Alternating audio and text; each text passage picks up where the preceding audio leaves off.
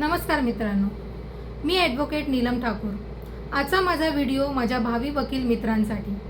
तुम्हाला माहीत आहे का, गेले काही दिवसांपूर्वी बार काउन्सिल ऑफ इंडियाने दिलेल्या नोटिफिकेशननुसार पुढील महिन्यात नोव्हेंबर 24ला होणाऱ्या AIBE परीक्षेला वकिलीच्या शेवटच्या परीक्षा देणाऱ्या विद्यार्थ्यांना बसता येणार नाही।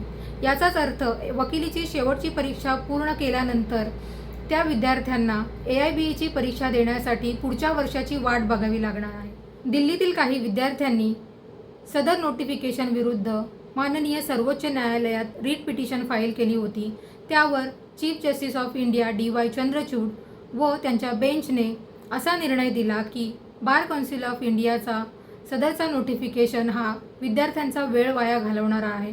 त्यामुळे सदर नोटिफिकेशनला अंतरिम स्थगिती देण्यात आली व विद्यार्थ्यांना शेवटच्या वर्षाची परीक्षा पूर्ण करण्याआधी पुढील महिन्यात AIBEची जी परीक्षा होणार आहे ती देण्यासाठी विद्यार्थ्यांना परवानगी देण्यात आलेली आहे व विद्यार्थ्यांना त्याप्रमाणे पुढील पावले उचलून त्यांचे AIBEचे रजिस्ट्रेशन करण्यासाठी परवानगी देण्यात आलेली आहे। ही अत्यंत महत्त्वाची व आनंदाची बातमी आहे।